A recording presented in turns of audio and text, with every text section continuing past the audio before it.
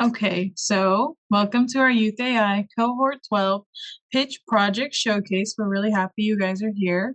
Thank you for all of the people who are not part of the class, such as the employees of Project Joy that are joining. So welcome everybody. Feel free to introduce yourself in the chat box by your name, the organization that you're from, and your take on AI. Give you like a minute or so to do that. Then we can go to the next slide. So what is artificial intelligence? In brief, artificial intelligence is a set of technologies that enable machines to mimic human intelligence and perform tasks that typically require human abilities. So this is a little program overview of what Youth AI is and how it was started. So Youth AI was created by Project Joy in 2020 during COVID-19 to combat the isolation and discouragement many youth were experiencing. This 10-week program integrates job skills with health coping tools, resources, enhances AI literacy, and explores the impact of AI in various career fields. We host info sessions with career professionals for a real-world perspective. And why AI and why now? Our aspiration is that no youth are left behind as we rapidly move into a new career age. As advocates of the youth's critical thinking skills, it is important to have conversations regarding the ever-changing AI, which is progressing through the likes of work settings, schools, and our everyday lives. As AI develops in a fast pace, understanding technical and ethical aspects of AI is critical for today's career fields. So, Cohort 12. With us today are 9 amazing, talented, level-headed young individuals who will now present their final project touching on how AI can be conducted in a beneficial light to their career field of choice. And guests, and those of you who are joining us today, we would appreciate your participation with input, feedback, questions, and comments after each participant's presentation. Yes, you can just go ahead and put your questions in the chat box as well if you're not able to speak, and then we will read it out for you. So the first pitch project we're going to have is Dana's. So let me open that up. Good morning. My name is Dana, and today I'm going to be doing my pitch project on AI application in healthcare. Next slide, please. So just an introduction. Again, my name is Dana. I'm a pre-nursing student, so I want to become a registered nurse. And field specialty that I want to do is either work in the NICU or work in labor and delivery. A hobby of mine is that I like arts and crafts, so I do a lot of crocheting, and it's been my hobby for quite a few years now. I love plants. I just like having a lot of greenery around me. I'm currently working with AmeriCorps, which is just a contracted organization with LA County, so I work essentially in public health right now. Next slide, please. So I first just want to talk about medication errors in healthcare. This is what my AI system is basically going to surround itself by. The Institute of Medicine, the IOM Committee on Quality Health Care in the United States basically defines error as the failure of planned action to be completed as intended or the use of a wrong plan to achieve an aim. Next bullet point. So basically, medication errors are the most common and preventable cause of patient injury in healthcare settings. So they typically involve either wrongfully administering like the wrong dose or the wrong medication, or even entirely giving it to the wrong patient. Next slide, please. So in the United States, preventable adverse events lead to an estimated of 44,000 to 98,000 hospital deaths annually. And basically these events are estimated to cost anywhere from $37.6 to $50 billion to added healthcare costs, disability, and lost productivity. So I'm just going to talk about very briefly systems or like an application that have been put in place in order to decrease medication errors in the healthcare setting. So we have clinical decision support systems. These are known as CDSS, and it's basically a computer-based program that is supposed to help clinicians such as doctors and nurses make decisions about a patient's care. Next bullet point. So issues that have been found with this system in particular is that it has alert fatigue. So clinicians can be desensitized to the alerts, they can lead to them ignoring the information that the system is giving them. In some cases, it's led to patient harm. It has lack of transparency. So this system may not reveal, or it doesn't reveal, like the output decisions, how they're made. And then the system integration, and then data quality. It has poor data quality and like incorrect content, which can impact the system. And then the maintenance is often neglected. And then for financial challenges, up to 70% of those with a CDSS said that financial viability remains a struggle. Next bullet point, please. So next is computerized physician order entry, known as CPOEs.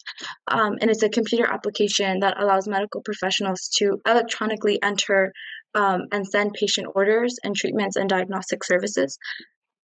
Next point. Basically, issues that have been found with this system or this application in general is that it has confusing displays, it's poorly designed drop-down menus, inadequate alert systems, and lack of integration in healthcare settings. So now I'm going to talk about my AI system and essentially how it would differ or combine the systems and instead use AI to essentially mitigate or decrease medication errors in healthcare settings. So I have my AI system will utilize data sources such as EMR, EHR, CPOEs. And just some background, EMR is basically data from medication administration. So basically administered doses, times, personnel. EHR is just patient demographics, medical history, allergies, lab results, and things like that. And then we would have pharmacy integration, automated medication reconciliation, incident report, and root cause analysis. So data on medication errors and near misses. It'll have patient monitoring, so it like have vital signs, lab reports, patient reported symptoms. It'll have ongoing training and updates, validation and testing and performance metrics.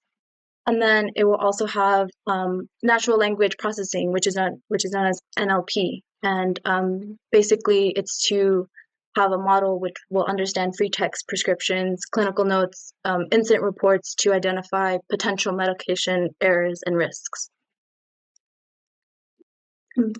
Next slide, please. So now I'm going to talk about human skills needed. So I'm going to need clinicians. So they are going to bring the healthcare expertise. These are going to be doctors, nurses, pharmacists, and then data scientists and AI engineers. They're going to bring the technical knowledge to create the model that is going to be able to learn from large data sets, such as like electronic health records, medication histories, and clinical guidelines. And then I'm going to need policymakers and computer engineers. Next slide, please. So data needed is going to be medication data, which is basically going to be the physician and clinician orders, like the drug names, dosage, frequency, and the administration route. And then it's going to need patient information, so just the demographics of the patient, user interface and workflow data, clinical guidelines, external data sources, and real-time monitoring data. So it's going to use like the data to build automated alerts and decision support tools within like the CPOE or EMR system to warn clinicians of potential errors. So risks and limitations are basically going to be integration with existing systems, bias and disparities. So in the training data, it could lead to like the AI system making inaccurate or like unsafe medication decisions for certain groups, which would essentially exacerbate health disparities. Ethical concerns, regulatory and legal challenges, lack of transparency and explainability. This is going to be a big one just because healthcare professionals may not fully understand, not only healthcare professionals, but as well as patients, they may not fully trust or understand the reasoning behind AI-generated medication recommendations. It's kind of scary, which could limit the adoption or like cause hesitation in high-stakes situations. And then cybersecurity threats. Ensuring robust cybersecurity for AI systems is critical, but again, vulnerabilities like essentially remain, especially because healthcare systems become more interconnected and AI driven, and then data quality and integrity. So AI systems rely heavily on data, and if the data fed is incomplete, inaccurate, or again, mentioned as before, biased, it can lead to incorrect medication recommendations or error predictions, which will ultimately do more harm than good. And so, just before I end off my presentation, I just want to say that while AI has the potential to greatly reduce medication errors in the healthcare field and enhance patient safety, again, its implementation requires like careful attention to data integrity, ethical considerations, regulatory compliance, and human oversight. So any AI tool must any AI-driven tool must complement rather than replace clinical expertise and healthcare professionals. Again, must essentially remain at the forefront of decision making. Thank you. It's the next slide. Oh, thank you. Thank you, Dana. So if anyone has any questions, could you please put them in the chat right now? Any questions you have for Dana, or you can raise your hand, unmute, and let Dana know anything you have, or comments you want to tell her. She did good. She did do good. She did great. That was a great presentation, Dana. I was really impressed. A few years ago, back in my day, I went to nursing school. Became an LVN, so I was very familiar with the terminology that you used.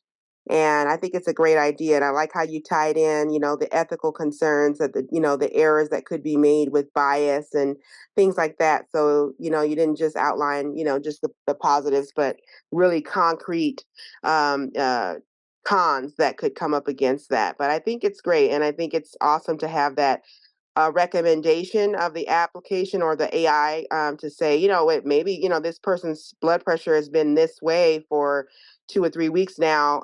Maybe we should increase the dose, or some type of notation that could be made, through the system that alerts them to either that maybe they should consider stop, pause, and let's maybe ask the doctor if we could maybe reduce or increase based off of the trend of their physicality or physical issues that they've been experiencing over a course of a few weeks. So that's awesome. Thank you, Karina. And then I just wanted to mention, Mari said, "You are amazing, Dana." And then Carla said, "Great breakdown of information, very clear." And Kim said, "Your concept is so well thought out. I can see this being implemented." Thank you guys for your feedback. And then thank you, Dana, for your wonderful presentation. It's very cute. I loved it. So let me exit out really quick.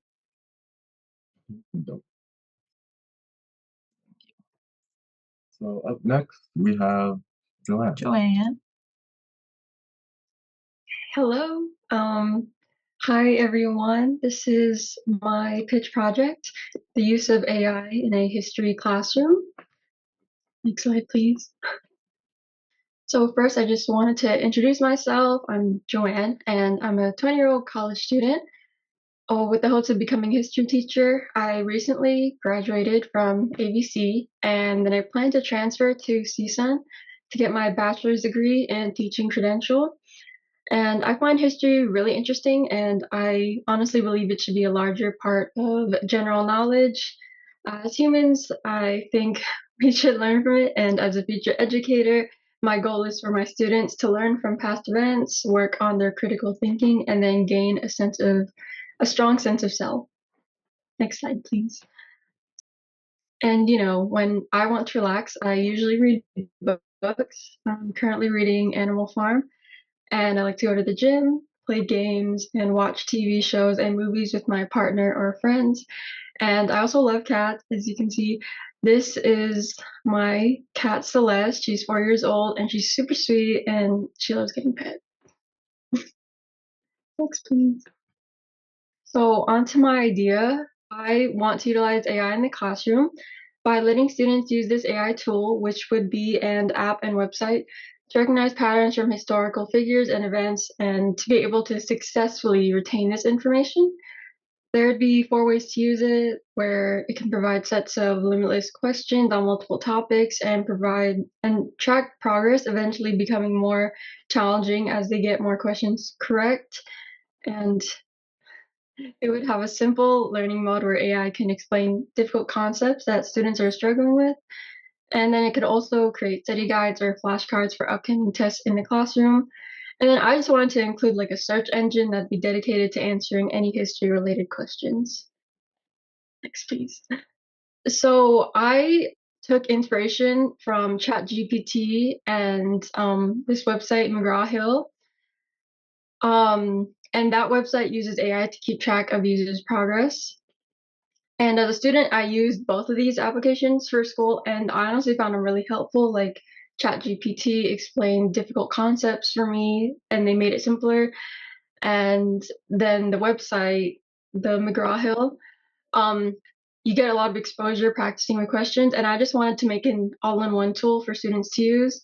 And I was just hoping that it could build students' confidence before any big assignment, like any paper or test, the way it helped me. Next, please. And here are some examples of my idea and what it would look like. So this is a very simple way it would look, but there would be a question, in what year did the Mexican Revolution start? And then it'll just be multiple choice, and the student would pick the correct one, and then it'll tell them if they're correct.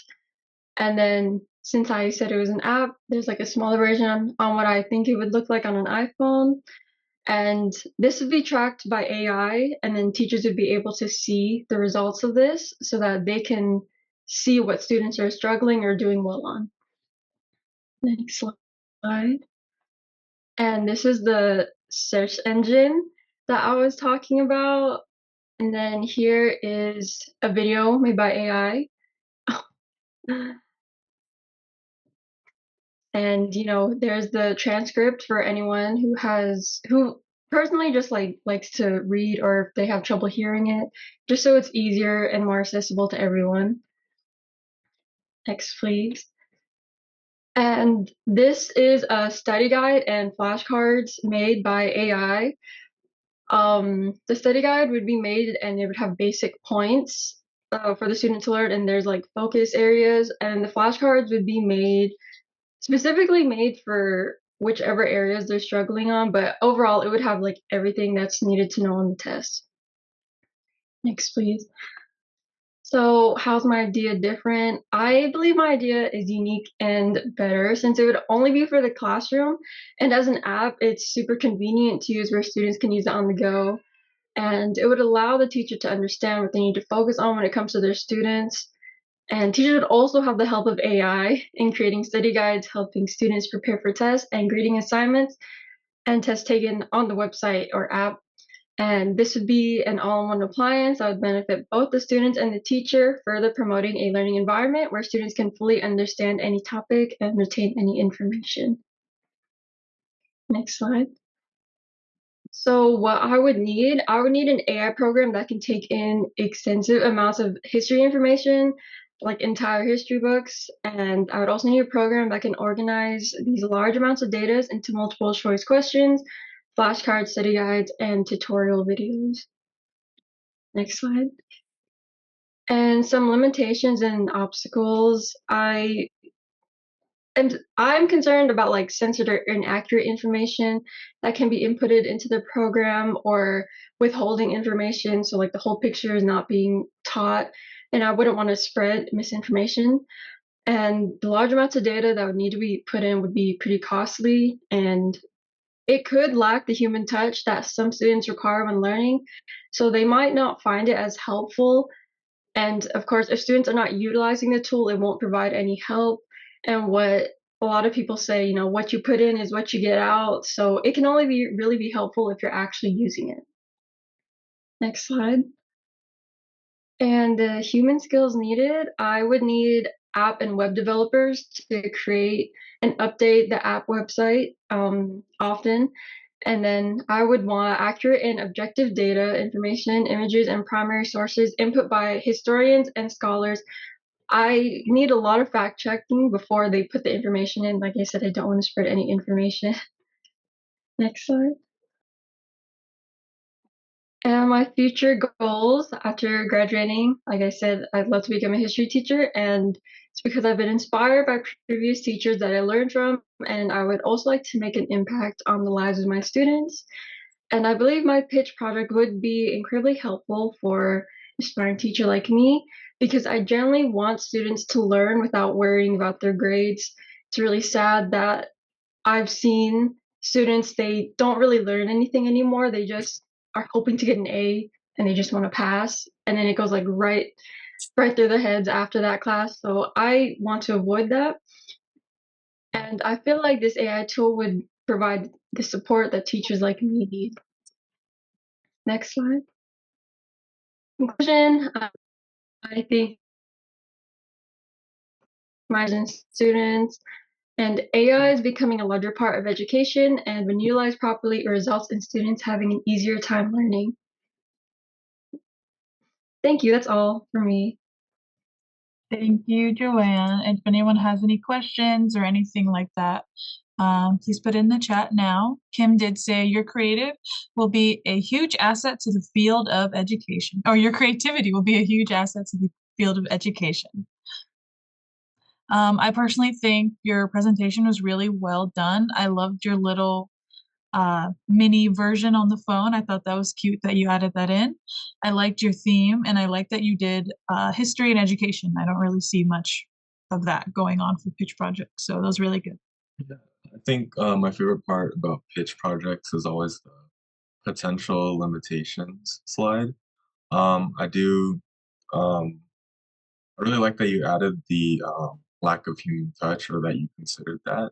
But I think definitely in the classroom setting, if this app were utilized like in the classroom, that human touch would definitely complement the app in a way that students are actually like digesting um, all the information that's being put in the brain regarding history. And then Jacob had a question for you. He said, is there teacher input on what topics each student is working on? Could they pick and choose for the students manually, or will it all be decided by AI? When I was thinking about it, I wanted like the teacher to like be working with AI. They would put it in because I know like curriculums are different for like, let's say like each grade, or you know, whether it's middle school or high school. So it would be the teacher and the AI program working hand in hand. But ultimately, yeah, the teacher's input would um they would be choosing topic, so like they can cater it to their class. Thank you, Joanne. We appreciate it a lot. And if there's no other questions, then we'll go on to the next person. Thank you. We appreciate your, and then someone said, very thoughtful approach to education. I know you'll be a very influential teacher. Thank you. Oh, that's so sweet. Very cute. So let me go ahead and open up the next one. Next, we have Angel. Okay, so hi, my name is Angel. I am 19 years old.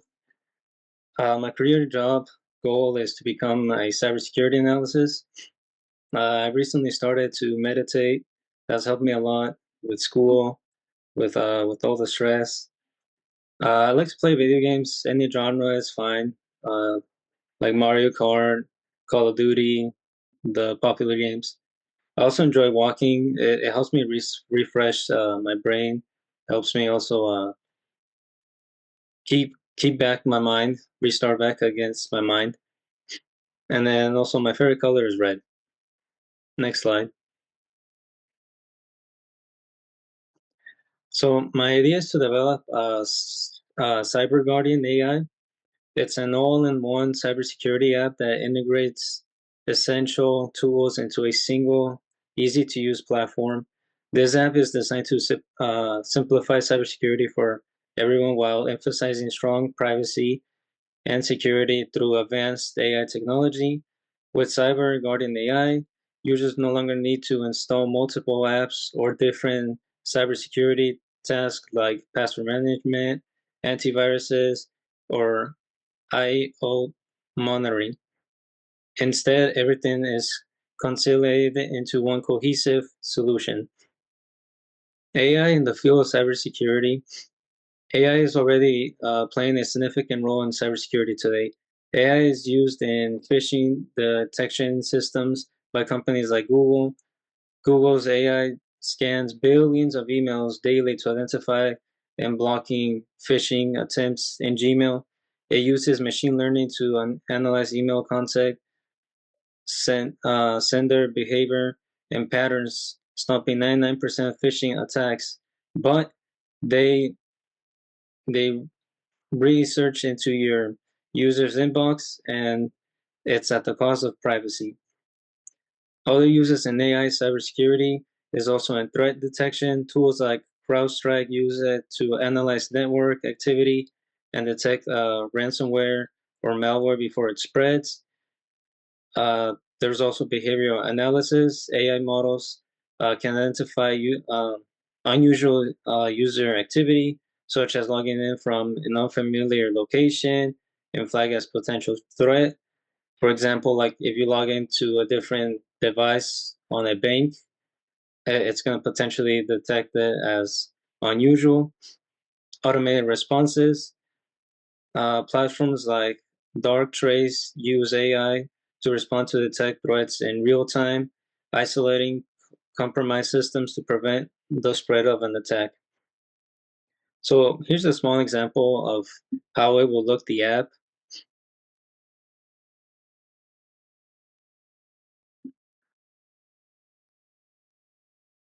And pretty much how my idea will be different. Technically, it's an all-in-one solution. It combines all essential tools, antiviruses, VPN, password vault, IoT monitoring into one singular app. It eliminates the needing for multiple apps, reducing the complexity and gaps in security. Privacy is also the first approach. Processing data locally on the user's device instead of relying on cloud storage. Ensuring sensitive information like passwords or browsing history is never exposed. AI-powered automation automates threat detection, phishing identifications, and IoT vulnerability scans. It adopts to involve threat in real time, minimizing users' effort.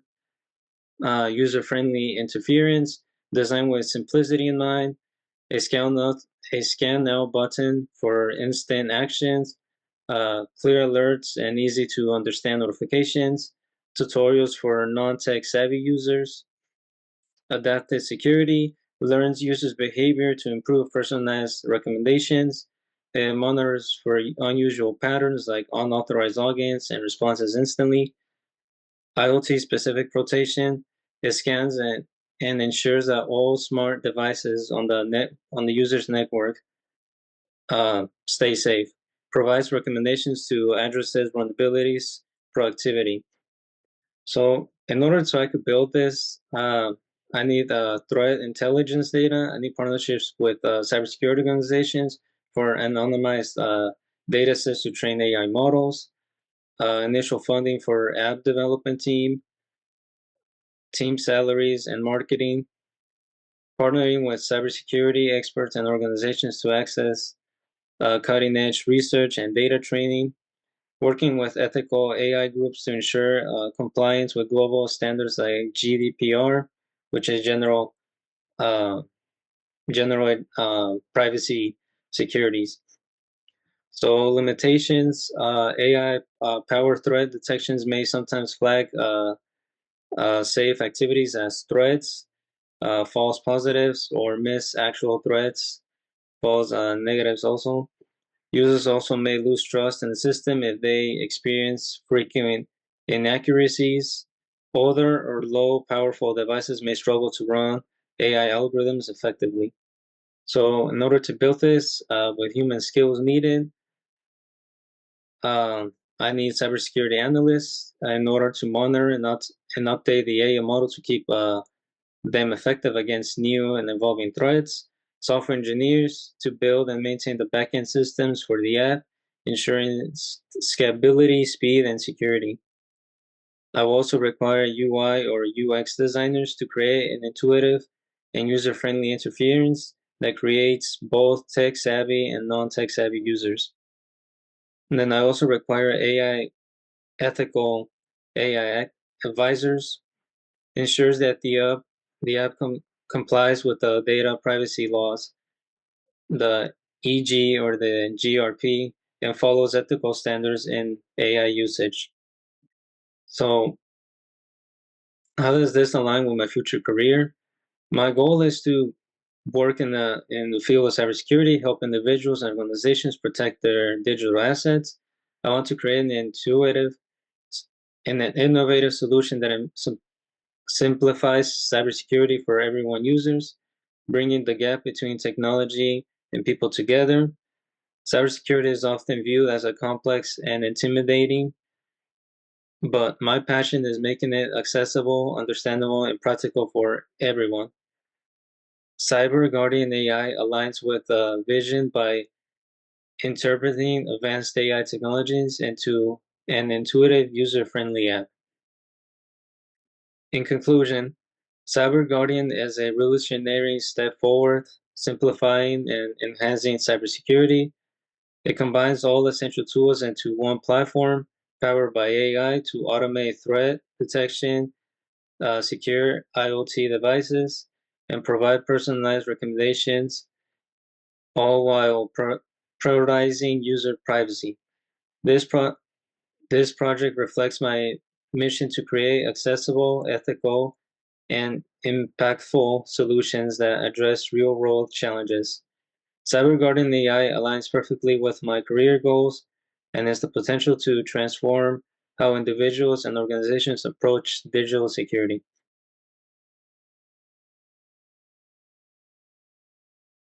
And stay secure. Thank you for listening.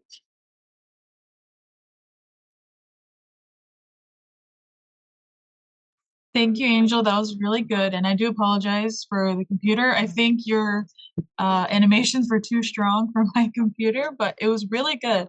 It actually looked very, very nice. I'm going to read you some of the comments. Someone said, would this be a monthly subscription? Would it have different subscription levels? Yes, it would.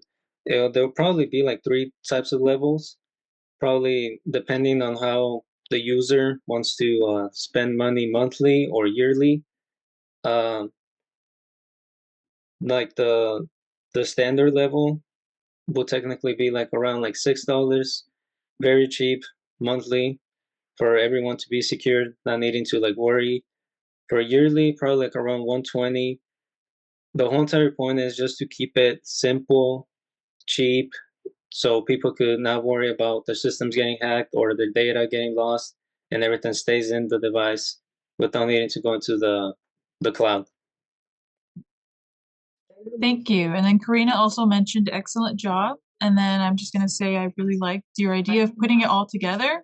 One thing I hate is having a bunch of apps on my phone, like having a VPN app, having Microsoft Authenticator, having so many apps. So I think your idea is really good.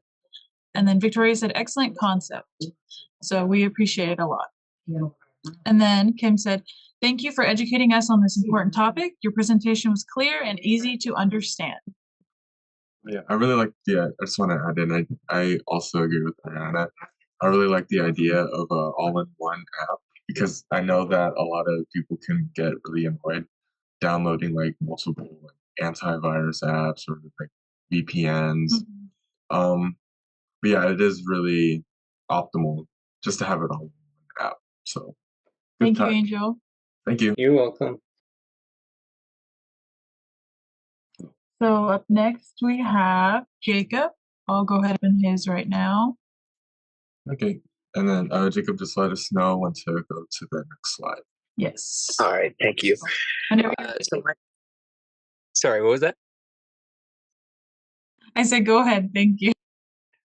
My name is Jacob, and my presentation today is about a tool called AI, which is designed to help the visually impaired when it comes to identifying everyday objects or just small like stimuli or visual, things that they can't see for themselves, having a little tool nearby that can just tell them, you know, simple things that they need in the day-to-day lives.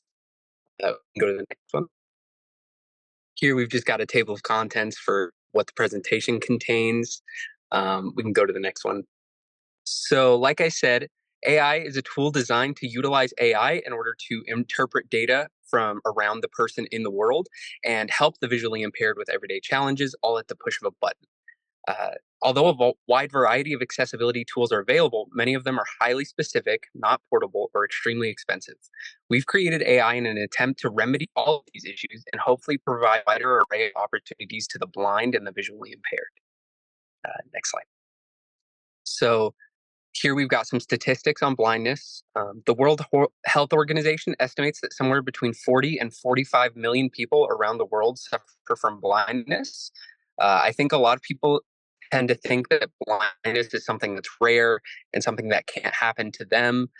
It's always somebody that's older, somebody that's ill in some way. But as you can see in the second statistic, more than 1.6 million Americans who are living with vision loss or blindness are younger than age 40. It's something that can affect you at any age. Some people are born blind, some people develop blindness later in their lives. And, that provides different challenges depending on when you become blind and the level of blindness that you experience. Only 10% of blind people can actually read Braille compared to approximately 50% in 1950. And this is often attributed to a new reliance on technology. With the internet, you have things like screen reading, you have text to speech. There are some apps that can answer small questions for you. And there's also the fact that Braille as a form of teaching is becoming less and less prominent. It's getting harder and harder to find teachers for Braille. It's not something that's taught in most school curriculums, so you have to go out of your way and pay out of pocket to teach your kid Braille in the event that they're born blind. And if you're older, it's automatically harder to learn a new language the same way it would be for you and me. So having more tools outside of just the classic Braille in order to kind of interact with the world around them would be pretty helpful. Next slide. So 27% of the blind population living in America were below the poverty line in 2016. Obviously, when you're blind, it can be harder to get work, things that require you to drive or operate machinery or just require, precise vision in order to complete the task is going to automatically be more difficult, if not completely inaccessible to you if you're visually impaired. Only 29.5% of the blind adults in America are employed full time. And now that statistic is actually bigger than I thought it was personally. I would have thought it was maybe 10%, but 30% of blind adults in America are employed full time. But that does still leave 70% of people who will need more assistance, more than likely, in order to go about their day to day life if they're not even at the point where they can keep a full time job due to their disability. Many accessibility tools for the blind can cost upwards of hundreds or even thousands of dollars. Just like with any other disability, prosthetics, there is such a wide range of things, but the cost for them is extremely expensive, especially if you don't have health insurance. You will be paying for these things out of pocket. So it can very quickly rack up if you're trying to improve your life in ways that are not directly just getting used to your circumstance. Among those tools, many still only improve one facet of life for the blind. One example I have a picture of here is an Opticon, which is a tool designed where you can put the reader over the words of a book and it'll translate them into Braille for you, which although is a very useful tool, it is extremely expensive. It is $600 to $3,000. That could be the price of a used car for some people. And it also only can help you with Braille, which, like we said earlier, is kind of a dying language at this point. So it's a very niche tool to purchase. Um, and then for the obstacles that the blind people face, a study conducted by Dake Systems concluded that 70% of all websites are deemed inaccessible to blind users. Even though you might have things like screen reading and text to speech, sometimes there are certain buttons that need to be clicked in a certain way or images that can't be read that will render them inaccessible without some type of outside assistance. Many blind people also struggle with things that you and I may take for granted. such as the ability to tell a color at a glance or know immediately whether you're giving a cashier a $1 or a $100 bill. There's really no way to tell just from touch what you're, touching. So there's really no way for them on their own to determine that visual data without some type of outside assistance again. And printed media as well is typically inaccessible for the blind unless an explicit decision is made by them in favor of accessibility. So if they, instead of getting a book, they get an audio book, or if they find a version of the book that is in Braille, or if they purchase an Opticon, there's no way for most blind people to natively experience a book the way that you and I would, because obviously most books are not built for the blind. Next slide, please. So what solutions can we come up with for this? Through the usage of AI, it is possible to create a tool that is both multifaceted and relatively cheap for the average consumer. This device could have huge implications in the day-to-day lives of the visually impaired and at a low cost to boot. And on the left here, we just have a list of different areas that AI has already impacted. And then just a little thing that says AI there. Next slide, please. And so that leads me to introducing AI, a groundbreaking new tool utilizing artificial intelligence in order to improve the lives of potentially millions of people. By using AI can interpret visual stimuli and read aloud to the user what it's seeing, whether it be a color, a $100 bill, or written words. Having all of this accessible at the push of a button opens up a vast number of opportunities. It can even be taken a step further via potential attachments, such as a small pad that can interpret words as Braille for those who can learn it, similar to the Opticon mentioned earlier, but contained within your pocket. Next slide, please. But why AI? The immediate question that might come to mind for some is simple. Why AI? Although the name might be catchy, what does artificial intelligence actually provide for this product? The answer to this question, however, is equally simple. AI provides an on-demand interpreter accessible 24/7 for immediate assistance, no matter how small the task that needs completing.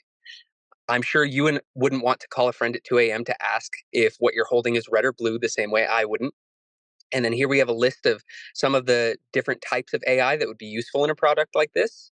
So language models, one of the most popular forms of AI, generative chatbots, have already shown us that AI is capable of interpreting and answering questions, and this technology is improving every day. For those of you who used ChatGPT 2 years ago, I'm sure you've noticed a massive improvement in the quality of the conversations compared to now. And then AI cameras, which, although slightly lesser known, AI is also very widely used in cameras for a variety of reasons. But our specific use case for it lies in its ability to simply identify specific aspects of or traits of an image. If you've ever used any editing program like Pixar or Photoshop, that you can say, I want to crop out people in this image and it'll automatically do it. That is typically done through AI, recognizing in the image what you are requesting. Next slide, please.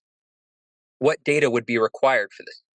Luckily for us, the data needed to make this product is some of the most widely collected data used in AI models. The two most applicable data sets required would be those regarding visual stimuli, for its ability to process and identify traits of an image within seconds, such as you can see at the bottom, TikTok filters, PixArt tools, anything of that regard. And then the other would be those regarding language stimuli and its ability to process questions and answer them in a quick and efficient manner such as ChatGPT, like we discussed. Next slide, please. What's the catch, though?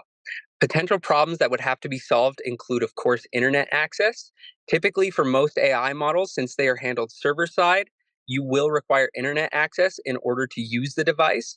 And so that does interact with the statistic we mentioned earlier about 29% of people being, only 29% of people being employed, as well as a large majority of them being under the poverty line, because internet access may be a luxury to some of those people, which would then make this product inaccessible in its current form. So that is something that would have to be fixed, as well as just the simple form factor, which small cameras utilizing AI are already on the market today. But the problem arises in how such a device would both be audible to the user without being a bother to people nearby. You don't want it to be so quiet that you have to hold it up to your ear to hear it, but you also don't want it to be so loud that everybody around you can hear it in the event that you're using it in public. Next slide. So in conclusion, although AI is still in its infancy, that doesn't mean we have to sit and let its potential go to waste. There are an infinite number of possibilities for this technology, and your support today could equal a better life for somebody tomorrow. And that is it. Thank you, Jacob. That was really well said. I liked your presentation a lot, and the idea is really innovative. In the chat, Mari said, your idea is such a neat resource. Angel said, very thoughtful and useful, definitely needed. David said, this is such a necessity in our healthcare system to explore. It's good to know you have developed a hope and a device to be had by all with a vision impairment. And Mari said this was insightful. It was really good. It was really well written, and you explained it very, very easily for everyone to understand. So I really do appreciate it. And then James, if you have anything to say. Well, your pitch project was, well, first of all, you're very well spoken. I Thank think you. that this really like implemented like the use of like biometric data. Definitely. I don't think I've ever seen anything like this, especially when it comes to um like visually impaired people. But I really appreciate how you actually added the statistics. That really grabbed my attention, especially because I feel like my eyesight is just failing because I have these really thick glasses. So, and then Karina actually asked a question in the chat. She said, "Can the device help blind people drive?" I think that would have to require like an outside prosthetic or something, like an eye that would be an implant. Because although it can tell you, like, oh, there's a car in front of you, you need to stop, you need to go left, you need to go right. Driving, I feel like, requires a lot of split-second decision making in the event that somebody like slams on their brake in front of you. So the time for the device to interpret it and then say it to you, and then you to process it, and then you to make that move, I still think that would be a little bit dangerous. So I don't think in its current form it would be necessarily useful for driving. Thank you for that. Thank you. We really appreciate it. And if there's nothing else, Mari said this tool is great to continue to support the importance of independence. Yes. Definitely. Thank you, Jacob. It was really well done. Appreciate your time. So then let me open up the next one. Next, we have Darnell, he's not here today. He is working. So we're going to play a video of his presentation. My name is Darnell, and today I'll be presenting you my pitch project. I titled it Special Needs in AI, and it is presented by myself, Darnell Ford. So a little bit about me. My name is Darnell. I'm 24 years old, and I come from the high desert area of California. I'm a former foster youth as well as someone who has been through the juvenile justice system. My passion in life is to use my past and current struggles to help others and always do better than I did the previous day. My favorite pastimes are listening to music, playing video games, and watching sports. These two pictures I have here, one is of me, the other one is also including me, but it has my mom in the middle, my girlfriend, and my stepson. Okay, so let's talk about it. AI and special needs. All right, statistics. According to the U.S. Census Bureau, around 30% of the civilian non-institutionalized population in the United States has a disability, meaning that roughly 1 in 8 people have special needs. All right, what has already been done? Assistive technology, AT, is a wide range of products and tools that can help people with disabilities perform daily activities and participate in their communities. Some examples of AT include magnifiers, braille displays, screen recording software, hearing aids, wheelchairs, walkers, crutches, scooters, pretty much anything that was made to assist a human is what assistive technology is. All right, my ideas and overall vision. An AI-powered robot made to work hand-in-hand with humans but not completely take over. It'll be able to communicate sign language, and it'll have 2 modes. Personal and community mode. Personal mode utilizes a tablet and an earbud with a mic built in, similar to an AirPod, or it can have a mic on a shirt, depending on what the case may be. And in the case that the user may be deaf, it'll vibrate in their ear, and the screen may flash once or twice in order to get the attention. And pretty much personal mode would entail like maybe it would have some type of program to help with like speech or whatever it may be that they're already working on for their own development. And what community mode would be is it'll be a tablet with a mobile droid like unit that can scan its surroundings. It'll be made to kind of like go over terrain, so like pavement, bumps, cracks, dirt, grass, whatever it may be, just for general use. Um, and it'll have a scanner on it, so it can scan in front of it in like 360 degrees. It'll have a speaker, and it'll be able to translate language and act as kind of like a guide and an assistive like caretaker, or sort of kind of like basically hypothetically, right, like if you come across someone and let's say that the user is deaf, um it'll translate language into sign language on the screen, and it'll display it to the person, and vice versa. The person will be able to do sign language, the computer will read that and translate that to language. It'll also be able to translate um Spanish to English, whatever English to Spanish, whatever. Um, so yeah, that's pretty much my idea. Just something that can act as a assistive caretaker.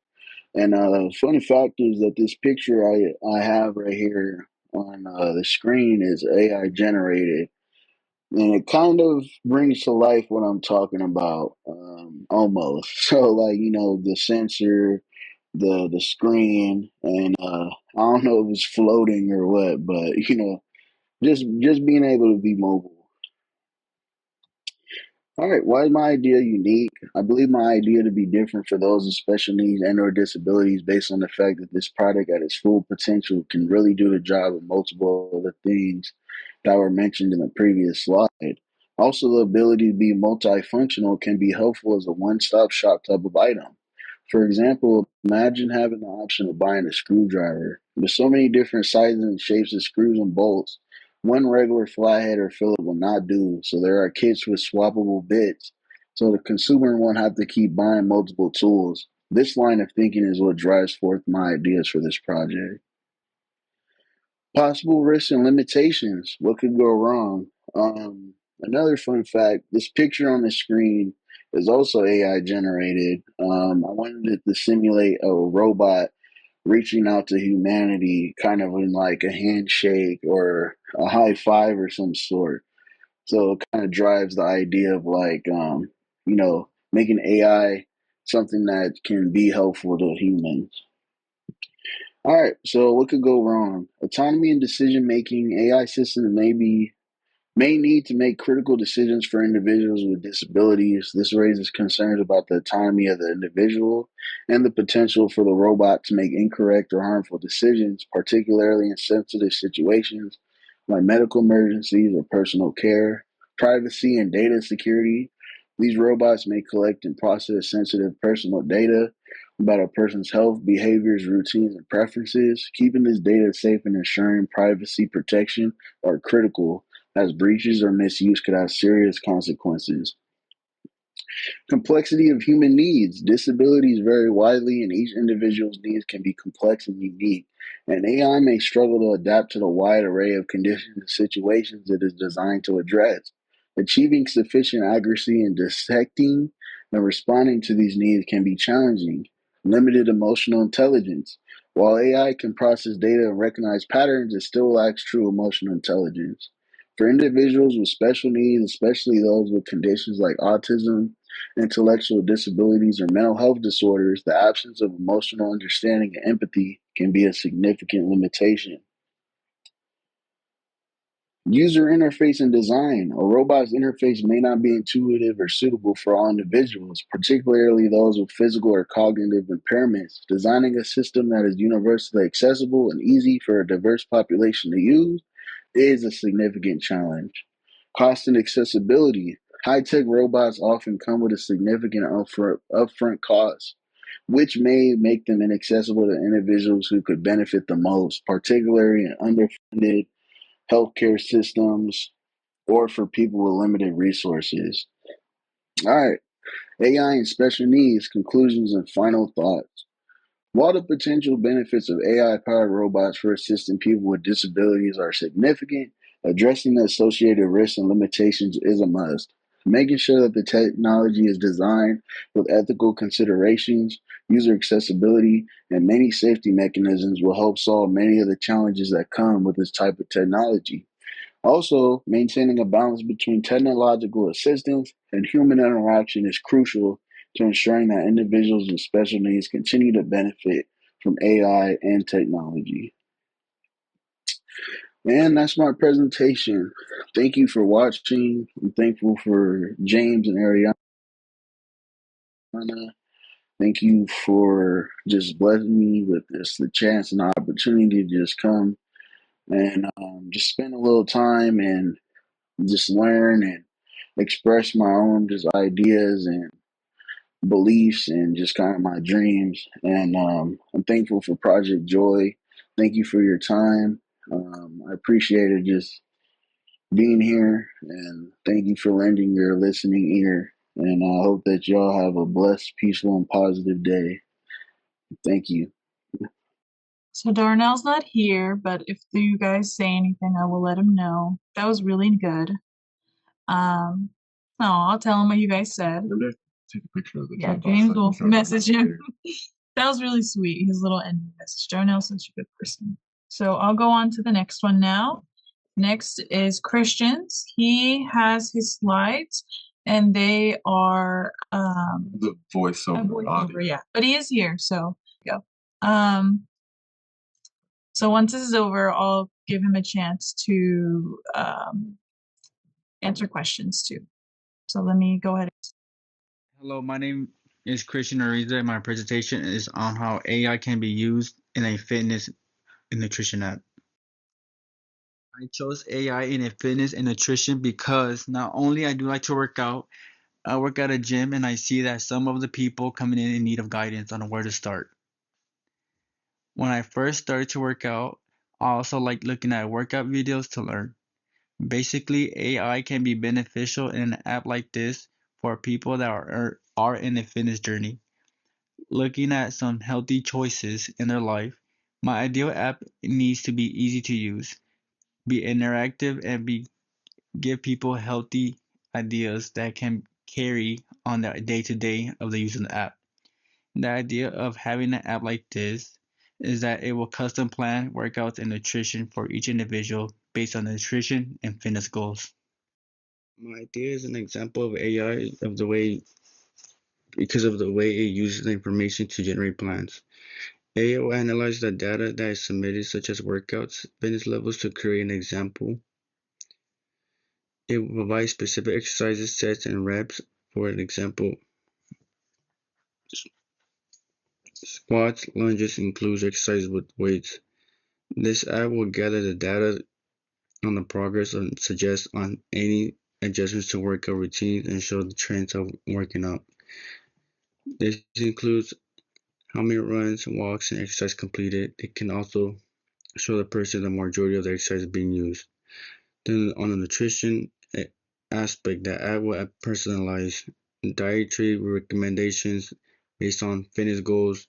If the person submits the allergies or health issues such as diabetes, they can generate recipes based on the idea, provide alternatives. That is needed to make the app more personalized are if there are any impairments. For an example, if the person is on a wheelchair, any physical limitations, there are people who maybe cannot run but can walk.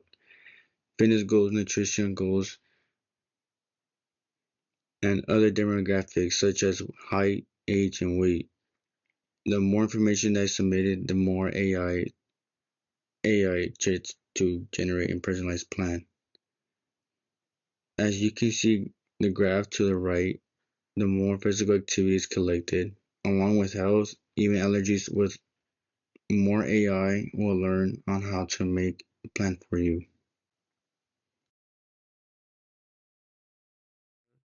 That is needed to make limitations to an app like this. It is that it will rely on each individual to submit data. Receiving inaccurate data can lead people to push themselves too much.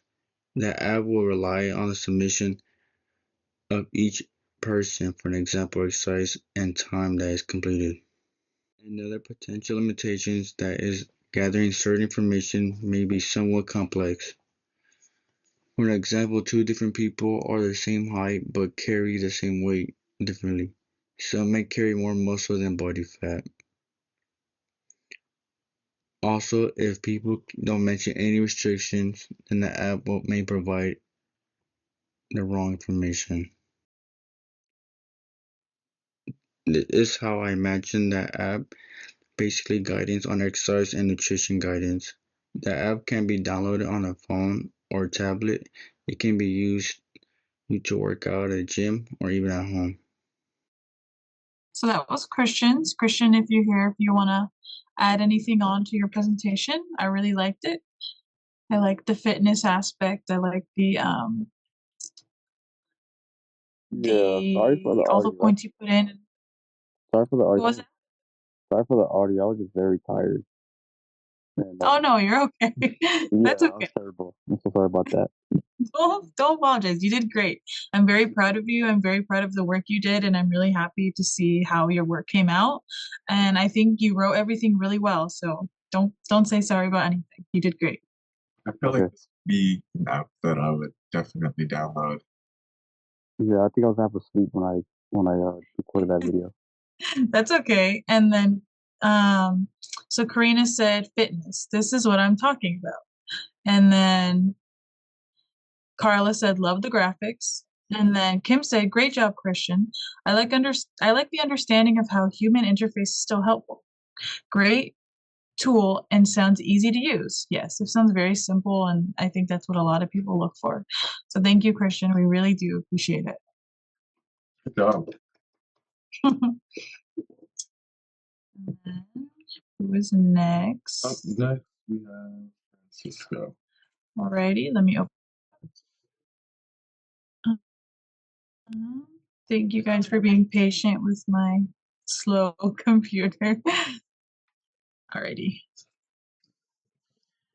All right, so you can hear me, right? Can you hear me? Alrighty. Let me know when to skip the slides and everything. Yes, I can hear you. Okay. You could go to this is my pitch project. You could go to the next slide.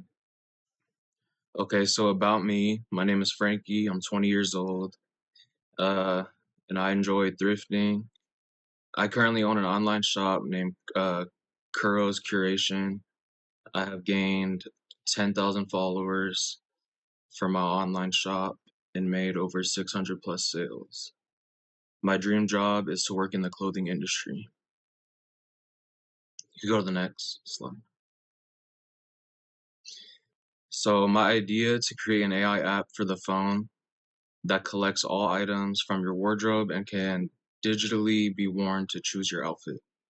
The app will also gather all data, including measurements of the user, clothing style, and their budget, to search all across the internet for clothing that could suit the user. The app will let you move around and see yourself in the clothes and how it will fit you personally. You go to the next slide. Current similar uses.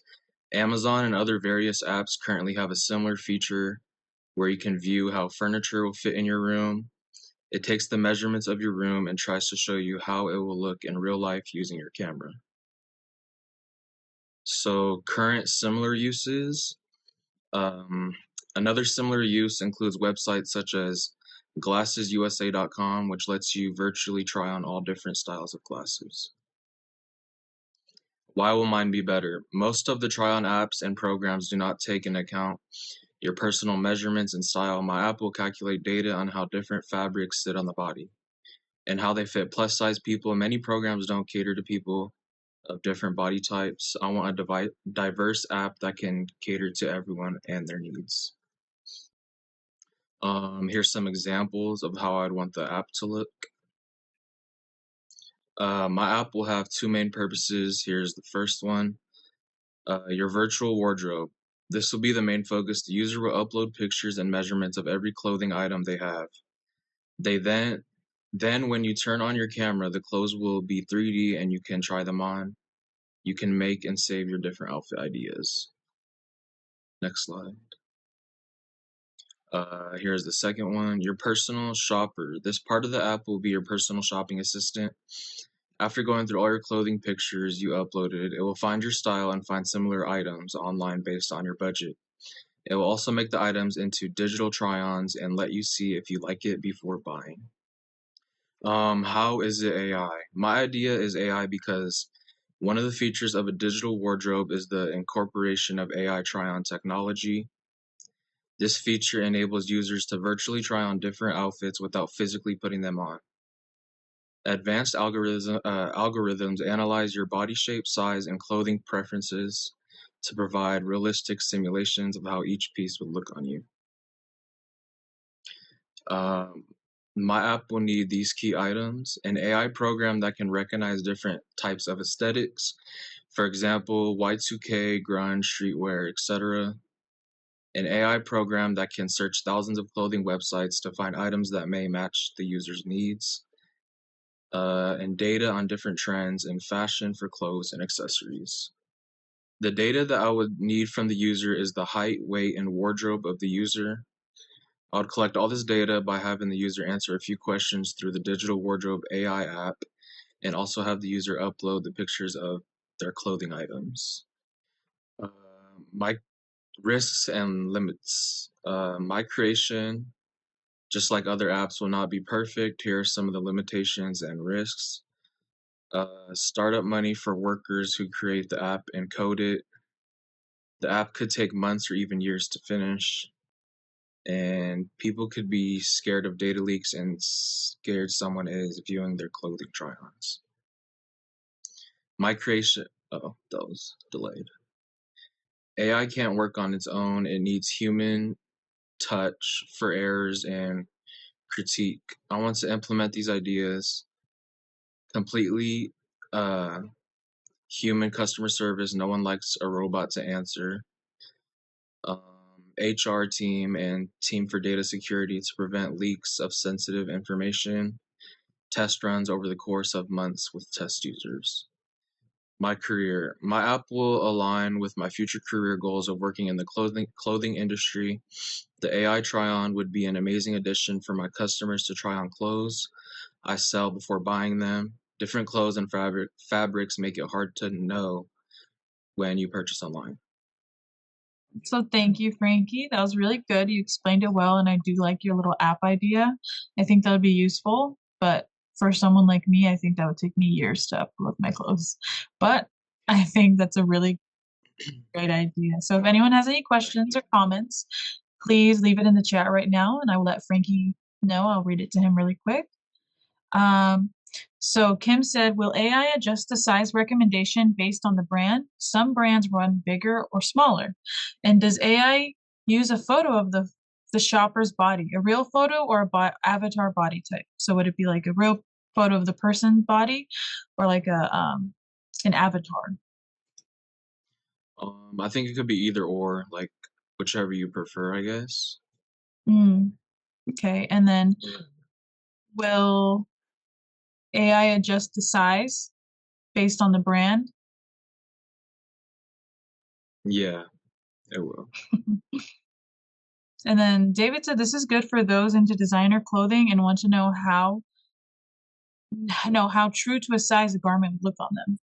And then Karina said, what platform do you use for your online clothing store? Like what I sell on? Yeah, I sell on Depop.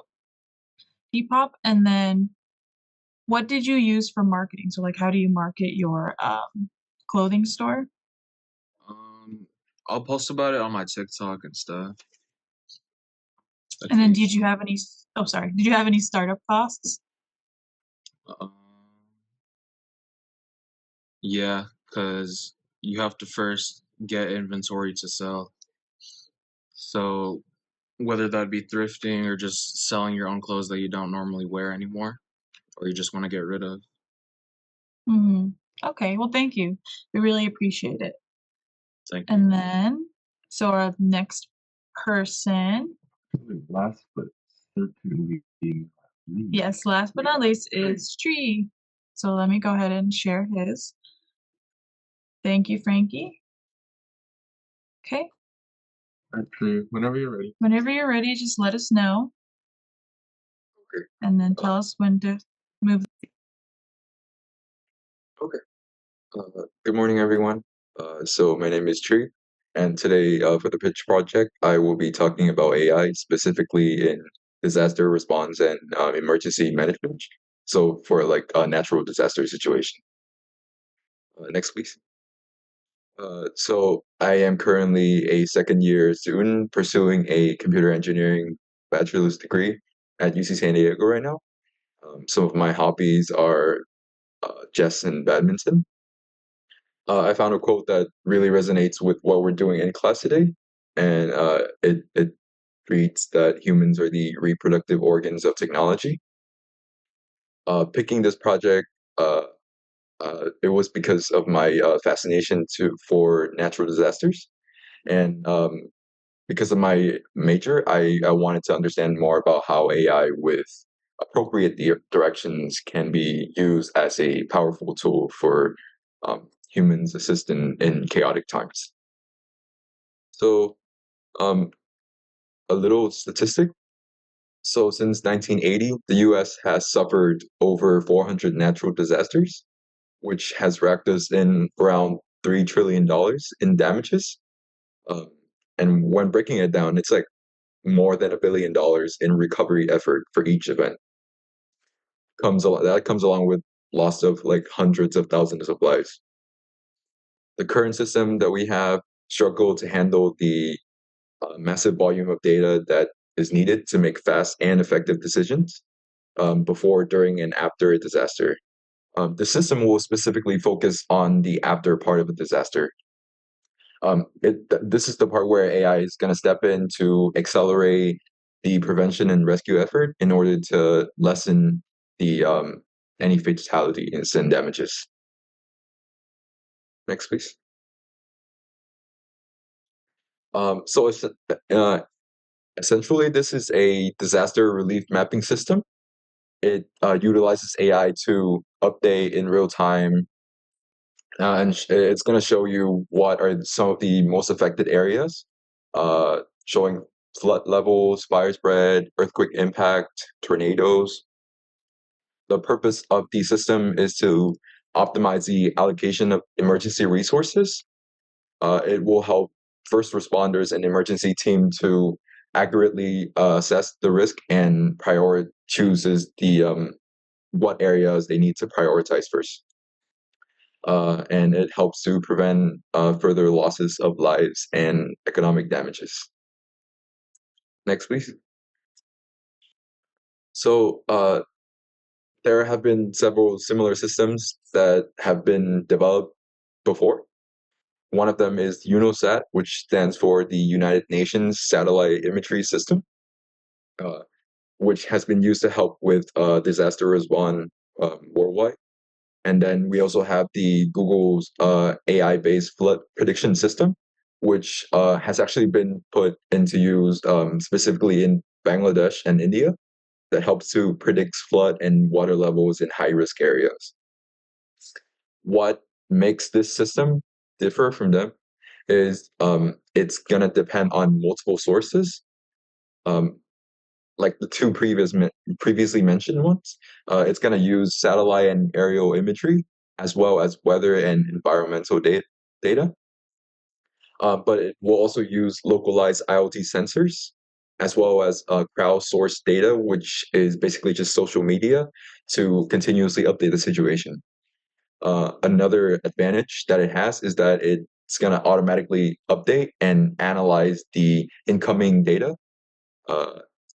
and will be able to give you, again, on the spot update. With the system, it will also be able to continuously develop, and with more and more events, be able to more accurately assess the situation and recognize the patterns. Another thing is mobile accessibility, which you don't need like a supercomputer to bring with you for like first responders in order to understand the situation. Of course, again, such system has a lot of limitations. A very obvious one is that it is super expensive and costly in setup and maintenance. And also because it focuses on such like highly localized data, it struggles to cover a larger distance. So if the system is to be set up, it needs to be within the distance, within the city range. And also for another limitation is that for more remote and rural areas, its use might be really limited due to like the area having like underfunded or like uh, lesser built infrastructures.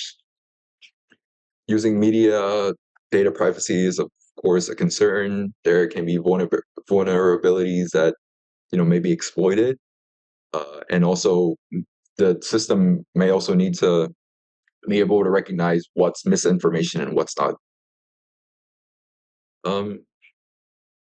Again, it relies heavily on, at least parts of it relies heavily on social media. So that's going to introduce biases and may potentially overshadow communities that are like underrepresented. So some human skill sets that are needed. This is where the human aspect of the system comes in. Rapid decision-making skills from first responders are like really crucial to the system because they need to decide which area needs to be prioritized and ethically how best to split up the effort of their teams. Of course, we also need interpreters for the weather data initially to set up the system, as well as software engineers and machine learning experts. Here are just some generative AI options that I explore that kind of gives you an overview of what the system would look like. The first one is like more of like a neighborhood view, and then the second one is more of like a zoom out view. Yeah, that's it. Thank you, guys. Thank you. I think your idea is really good. I love the response to natural disasters. That is a really big thing. Not necessarily here yet. We have yet to have our big earthquake, but I think natural disaster is like a really big, important issue. So I really did like your presentation. And then James, do you have anything to say? Oh, I thought it was very insightful. I feel like this is something that should be known, especially because we live near the San Andreas Fault. So natural disasters, especially like a big earthquake, is something to heavily consider. But yeah, that very well spoken, very insightful, and we do have some comments in the chat box. Kim said, mobile access, great intention. Yes, I think mobile access is one of the most important things. A lot of people only have a mobile device, so that's really great. Thank you, Tree. Does anyone else have anything else to say before we have our closing words? Mari said, this is amazing. We are also focusing on emergency prep here at Project Joy. Yes, we have an emergency preparedness workshop that we do as well. Emergency preparedness is very important. All right. Okay. So then, just some of the last things that we have to say are a big thank you. A big thank you to people who came out, such as Karina came and gave a presentation, which I think was really, really good. We had another guest speaker, Jacqueline. She's not here today, but she also did very great talking about mental health. And then we're just very grateful for everything. We're grateful for you guys showing up, joining the class, and doing your pitch project. I think everyone's was really, really well done. Everyone's was very informative, and honestly, like just reading and listening to some of it, I feel like I learned new things. So I'm very happy to have been facilitator for the class. And then James, if you have anything to say. Oh yeah, I just wanted to say it's definitely a blessing. It was a blessing, just spending time in this cohort with all of you participants. All of you did an amazing job. It was just very insightful. Well, but each and every project that was presented today. We would like to announce that cohort 13 of the Youth AI virtual class will be coming soon, specifically in January.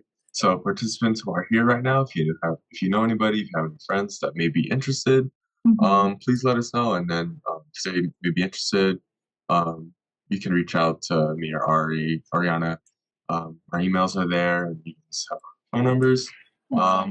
We also have, for you guys that were just attending cohort 12, there's also a next cohort for the Creative Bites Youth AI paid internship coming up next year in January. If you guys are interested, you're going to be doing in-person work, and it's going to be more so of a hands-on internship. It is paid as well, and you get a lot of experience. So if you are interested in that, please let us know as well. I know some people have already expressed interest, and we would really like you guys to move forward with us. And then we also have a LA Tech paid internship coming up as well, which we can give you guys more information about later on. But I know you guys are going to be working with companies like Microsoft and Google. And it is similar to this one where it is online, and then you get a stipend after 10 weeks. So if you guys are interested, just let us know. And Kim said, amazing cohort 12. You are each so talented and accomplished great things. Congratulations. And then I did see someone raise their hand. Jacqueline, if you wanted to unmute. I've seen you raise your hand if you have anything to share. Yes, thank you. Well, once again, congratulations, everybody that participate for this pitch project. I want to announce that we also, under Project Joy, we have our employment workshops held every second and fourth Friday of the month here at Project Joy. If you guys are interested, you guys can attend. I would like to know if you guys are interested, and then all we have to do is just add you on our interest list, and we'll definitely reach out to you guys. And usually these employment workshops, we have job readiness, resume support, cover letter, and we help you on your career journey. Thank you. Definitely yes. And if you guys ever need anything in the future regarding employment, or you need help with anything, me and James are always open to helping past cohort members. So thank you guys so much for everything. We're very grateful for you. Just have a good day. And thank you for the participants who came that are from Project Joy. Thank you, Kim and David, and everyone who attended. We appreciate it. Thank you. Thank you, guys.